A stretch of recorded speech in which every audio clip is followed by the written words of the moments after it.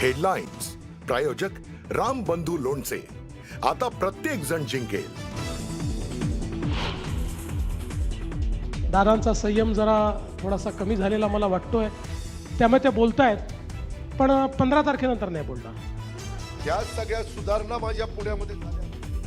अजितदादा बोलतात, माझं काम बोलतं. पुण्यात फडणवीसांचा टोला.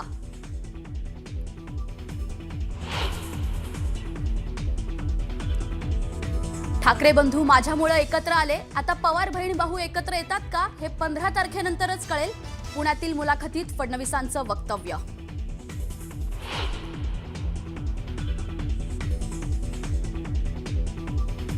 भाजपचं देशप्रेम आणि हिंदुत्व ढोंग यांची कसली मोदी ब्रँड, हे तर मोदींचे बँडवाले.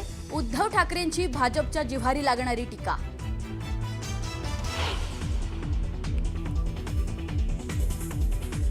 मुंबईचा घास गिळता येणार नाही म्हणून त्यांना शिवसेना नको. उद्धव ठाकरेंचा सत्ताधाऱ्यांवर हल्लाबोल.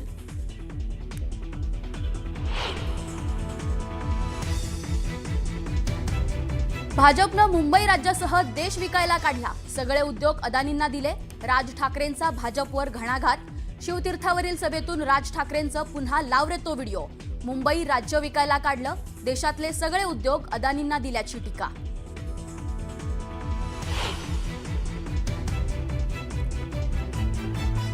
एकदा मुंबई हातातून गेली की महाराष्ट्र झारखंड सारखा करतील. राज ठाकरेंचा भाजपवर गंभीर आरोप. जे विधानसभेला केलं तेच आता करण्याचा डाव असल्याचीही टीका.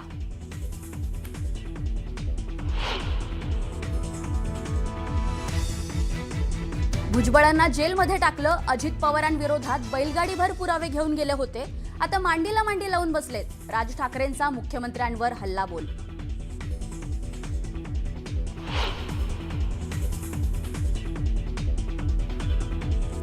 मराठी माणसांनो एक व्हा. 106 हुतात्म्यांच्या बलिदानानं मिळालेली मुंबई कायम ठेवा. राज ठाकरेंचं पोटतिडकीने आवाहन.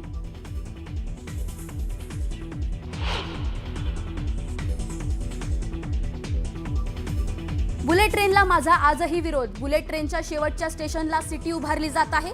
राज ठाकरेंचा आरोप.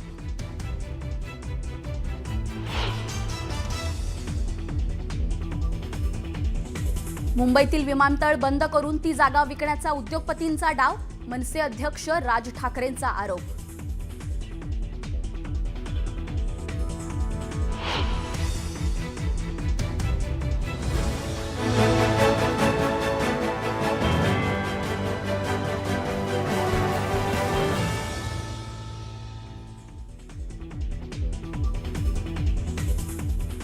नमस्कार, गुड मॉर्निंग, सुप्रभात. मी आरती आवटी. आपण पाहताय न्यूज 18 मराठी. बातमीपत्राच्या सुरुवातीला आपण एक महत्त्वाची आणि सविस्तर बातमी पाहणार आहोत. राज ठाकरेंनी शिवाजी पार्कात भाजपवर जोरदार हल्लाबोल केलाय. मुंबई तोडण्याचा भाजपचा डाव असल्याचं त्यांनी यावेळी म्हटलं. भाजप मुंबईसह महाराष्ट्र विकायला काढतेय अशी टीकाही त्यांनी केली. MIM सोबत युती, पैशांचा अमाप वापर, बिनविरोध निवडणुकांसाठीचा दबाव, ड्रग्ज विक्रेत्याला नगराध्यक्षपद, तिकीट दिलं जातंय, बाल लैंगिक अत्याचारातील आरोपीला नगरसेवक केलं जातंय असं यावेळी राज ठाकरेंनी म्हणत भाजपवर हल्लाबोल केलाय.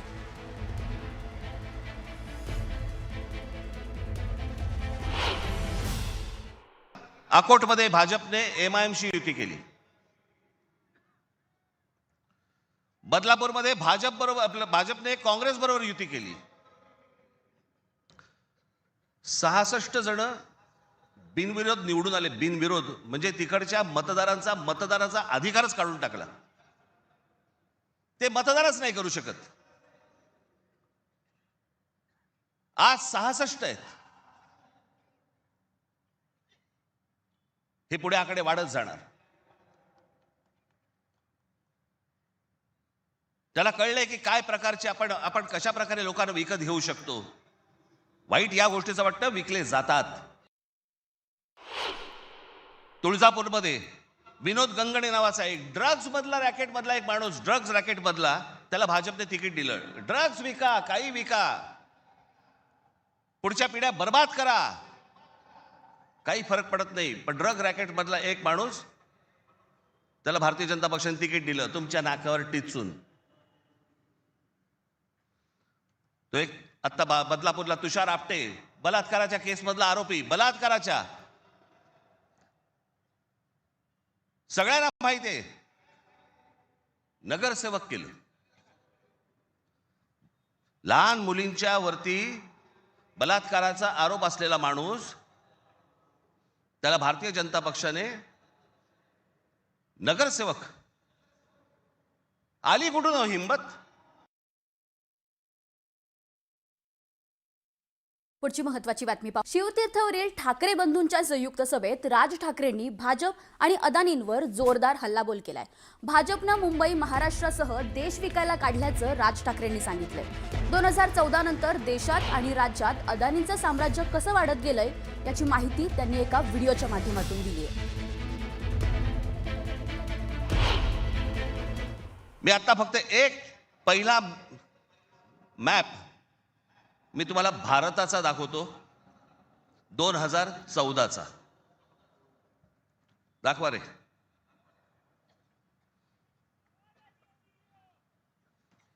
हा आहे 2014चा गौतम अडानी यांचे प्रोजेक्ट्स किती होते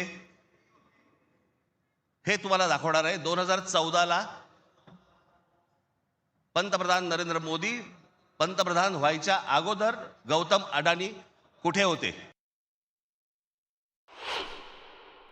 आता 2024-25ला गौतम अडानी आता कुठे आहेत? फक्त सरकारच्या आशीर्वादाने. आणि तुम्हाला जर नाही धक्का बसला तर मला सांगा, जरा दाखवा. हे फक्त 10 वर्षातलं आहे. जगामध्ये असा एकही माणूस नसेल जो 10 वर्षामध्ये इतका श्रीमंत झाला. एकाच माणसाला सगळ्या गोष्टी दिल्यात. वीज दिली, सिमेंट बनवण्याच्या उद्योगामध्ये गौतम अडानी हा माणूस कधी नव्हताच 2014च्या अगोदर. आज देशातला 2 नंबरचा सिमेंटचा व्यापारी येतो. उद्या माणसाने समजा उद्या वीज बंद केली, आम्ही अंधारात. सिमेंट महाग केलं, काही बोलू शकणार नाही. सगळी पोर्ट्स खालपासून वरपर्यंत सगळी पोर्ट्स अदानीना, सगळी विमानतळं अदानीना. महाराष्ट्रात काय परिस्थिती एकदा बघा.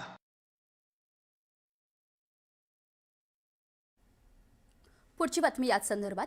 मनसे अध्यक्ष राज ठाकरेंनी परप्रांतीयांच्या वृत्तीवर जोरदार घणाघात केलाय. परप्रांतीयांना मुंबईतला मराठी माणसाचा टक्का कमी करायचा आहे आणि त्यामुळेच कृपाशंकर सिंह यांना उत्तर भारतीय महापौर करायचंय, याकडे त्यांनी लक्ष वेधलं. महाराष्ट्रात मराठी माणसाला घर नाकारलं जातं, मात्र परप्रांतीयांना घर मिळतं, याकडे त्यांनी लक्ष वेधलं. कोकणपट्टी रिकामी केली जात आहे, हे धोकादायक असल्याचं त्यांनी यावेळी सांगितलं. मुंबई हातची गेली तर महाराष्ट्राचा झारखंड होईल, असाही गंभीर मुद्दा राज ठाकरेंनी मांडला. एकदा मुंबई हातातनं गेली ना बाबांनो, महाराष्ट्र झारखंडपेक्षा काही वेगळा करणार नाहीत. हे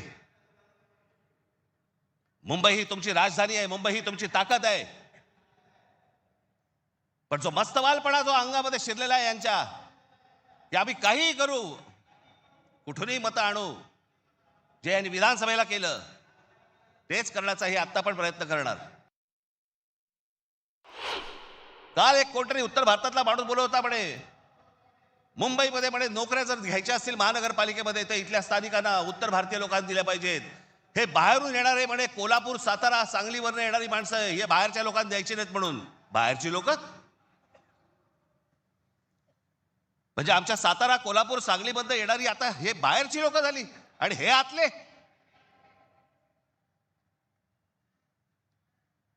कृपाशंकर सिंग सारखा माणूस यांचा नेता भारतीय जनता पक्षाचा, तो म्हणतो काय उत्तर भारतीय महापौर करू, महापौर करू.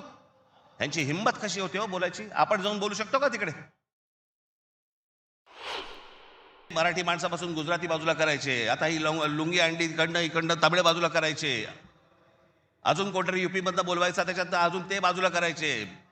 तुम्हाला या महाराष्ट्रामध्ये मुंबईमध्ये एकट्यात पाडायचं. एकटे असलो तरी काफी होत.